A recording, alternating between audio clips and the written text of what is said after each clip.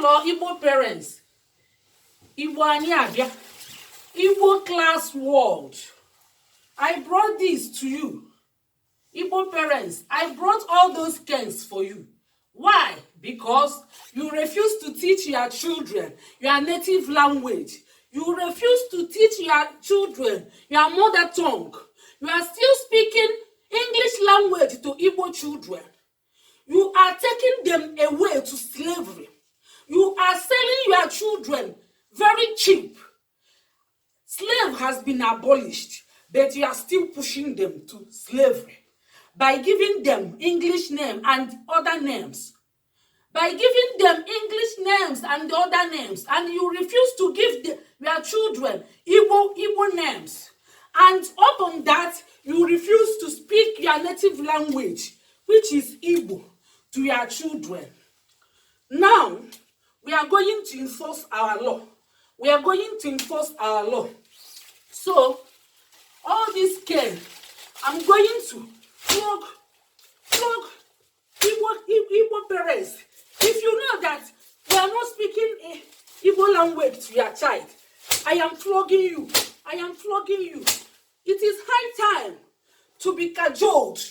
You all who refuse to speak Igbo language, it's high time to be mocked, cajoled, and laughed at because you are Igbo language it. You are eating Igbo.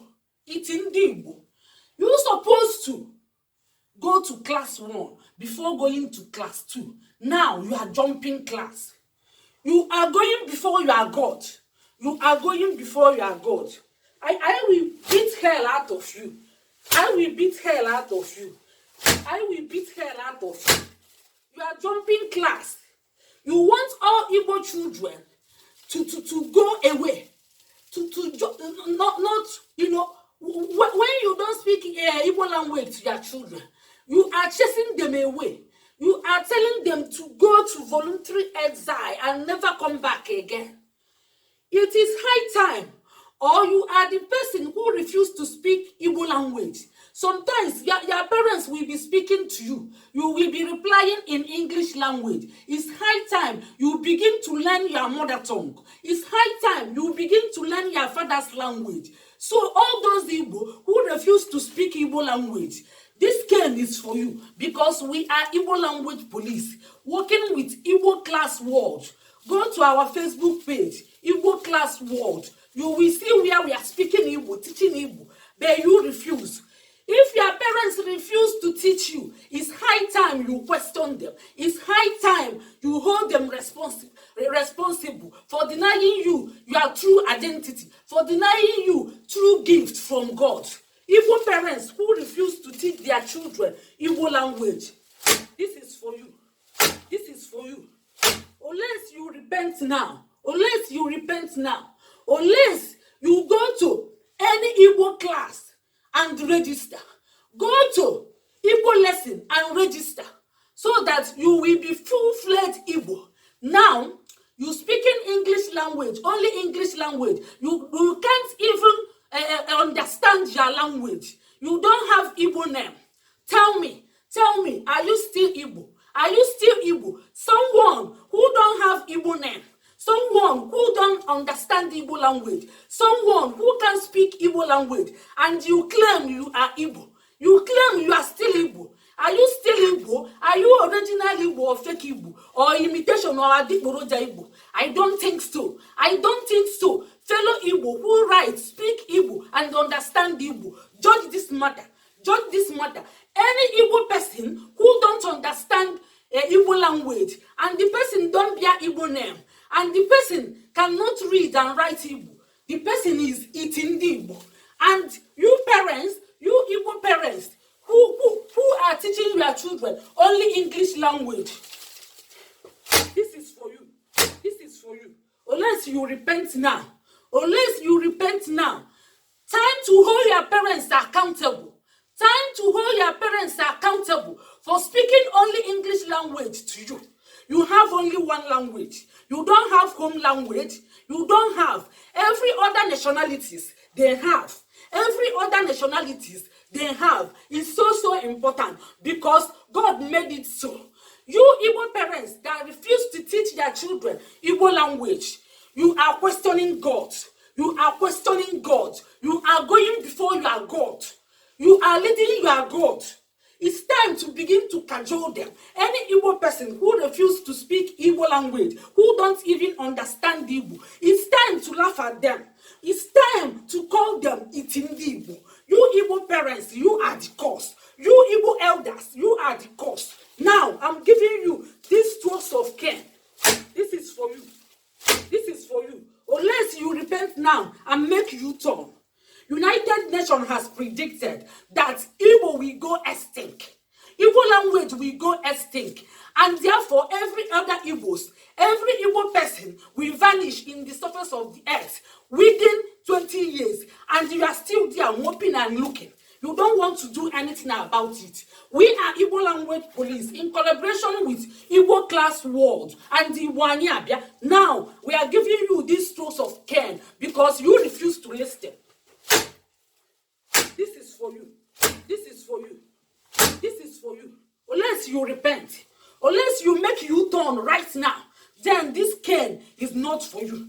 But if you still adamant, this cane will hurt you. This cane will follow you anywhere you go because you are haters of your ancestors. You are haters of your ancestors. You hate your forefathers. You say that God don't know what he's doing. Is it what you are trying to say? That place you and give you language and you refuse. You say that God is the Onye nzuzu. Wele Italia. Makani iji isi fodo nana. Imadi iyi na-eme. Olugo mgbe a ga-abịa mụbụ na amụ. Olugo mgbe a ga-eji unu mebe ihe ọchị. Olugo onye Igbo amara asụ Igbo. Olugo ka amụbịa amụ. Olugo ka akpayọbịa. Olugo ka eweli gbaba football. Olugo ka eweli gbaba football. Makana unu achọghị ige ntị n'ihe Igbo Class World na Igbo anyị abịa na Igbo Language Police na agwụ. Olugo ka eweli unu. Onye Igbo amara asụ Igbo ọkabụsụ onye Igbo. Zanya n'ime onwe gị ndị be anyị ndị Igbo na-asụ Igbo. Because nyelu m aka za ajụjụ a. Onye Igbo ajụjụ m wee bụrụ onye Igbo enwere afọ Igbo ọda anụ Igbo ọda asụ Igbo ọkabụsụ onye Igbo ọkabụsụ onye Igbo o wee bụrụ ihe ndị nne na nna na-akpata o wee bụrụ ihe na unu adịghị ege ntị ọ bụrụ ya bụ na unu bụ itibọlụbọ unu bụ fake unu dịka mmiri na-alịgo ugwu is like the water trying to climb the mountain. You don't read class 1. You are jumping class. You are jumping class.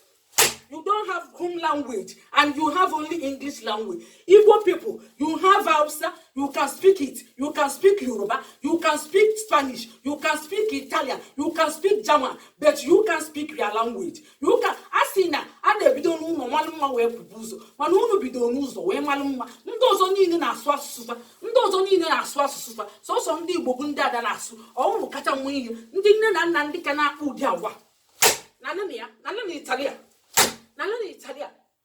Begu so munu chireli sepu aka enwe n'ofe maka unu na-akpafutu ụmụ anyị fama n'ụlọ ma ọ bụ na fa zara afọ Igbo ị na-etinye fe isi n'ọfịa ịchọ kafa gbaba oru ọ bụ ihe ịchọ kafa gbaba oru kafa nọrụ n'oru n'ala Italia begu so munu chireli ihe unu ga-eme bụ unu ga-echọ look for Igbo lesson and enroll. If your parents has denied you your precious God gift, mother tongue that God gave to them, and she and your father, every night they will come in the sitting room and start speaking Igbo language. They go to Igbo meeting, they go to Ordinalandi Igbo, they go everywhere. Their chieftaincy title, they took chieftaincy title in Igbo, but their children cannot hear, understand or write Igbo language, and they claim they love Igbo. You are fake Igbo, you hate Igbo.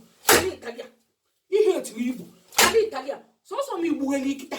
Ndị niile nna apịa Italia bụ ndị kpọchiri ntị maka na unu ada anụ n'ala Italia unu ada anụ ntị ndị be anyị unu ada anụ ntị ihe niile Igbo Class World Igbo Language Police na-ekwu unu ada anụ anyị bụ Igbo Language Police anyị nwere authority ịbịawasịtụ unu azụ n'ala Italia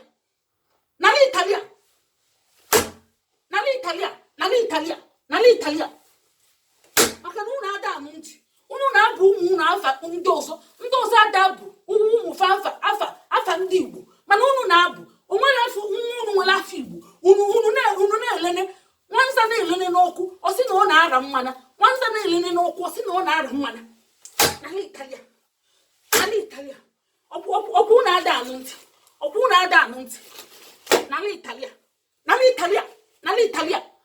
Italia maka unu ada anụ ntị unu na-aga chukwu n'iru unu na-akpali chukwu akpali unu si na chukwu amara ihe ọ na-eme o ji wee tinye unu mee unu ndị Igbo unu wee na-agọnarị nne na nna nwụrụ unu onye Igbo ada asụ Igbo na-asụrụ nwa ya sụọ Igbo ị na-agọnarị nne na nna nwụrụ gị. You hate yourself, you hate your ancestor, you hate your land. n'ala Italia ọsịsọ n'ala Italia ọ bụ beelu sọsọ bido taa na ị ya achọ ihe ị ga-eme onwe gị sọsọ ya bụ na Italia ekwuru gị n'ala Italia ọsịsọ n'ala Italia maka na unu na-eghighe unu na-ezuzu unu na-akpụkwu unu na-esonye isi n'ọkụ unu were isi wee melie ọkpa unu were isi mere ụkwụ were ụkwụ mere isi unu ji isi eje ije n'ala Italia nwa unu kwesịrị ije akwụkwọ jee mụta oyibo ọ bụrụ unu kwesịrị ịdị na-asụrụfe oyibo nwa unu kwesịrị ije mụta oyibo ife onye ọbụla na-asụrụ onye Igbo ibie bekee n'ala Italia isokwazi ndị niile na-asụ oke ngili Igbo belụsọ ma ọ na-abati obele ọ bụrụ na ọ da-abati obele ngili Igbo ngili karịrị Igbo gị n'ala Italia ọsịsọ n'ala Italia ngili Igbo gị karịrị Igbo gị ị ga-ekote oke n'ihe ya n'ala Italia ịbụ nwa gị afọ oyibo n'ala Italia ọsịsọ ọ bụrụ na iji gbanwe afa gị iji aka gị gbanwe afa gị were afọ oyibo wee mere afa nna ị na-akpọ nne na nna gị asị ị na-agọnarịfa ibu chukwu n'ala Italia ọsịsọ. Don't be silly n'ala Italia. Don't be silly. You are doing so wrong. You are doing so strange n'ala Italia. Don't be silly n'ala Italia ọsịsọ.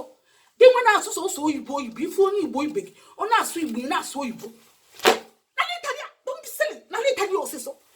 Don't be silly n'ala Italia. Mpịacha unu ngwa unu na anyị bụ Igbo language police bọsị ọzọ unu mụta akọ a sị na ikwu amara ibezie ya bụ unu mụrụ akọ uwe a bụ kọleji unu mụta ihe unu anụrụ ya ka emesi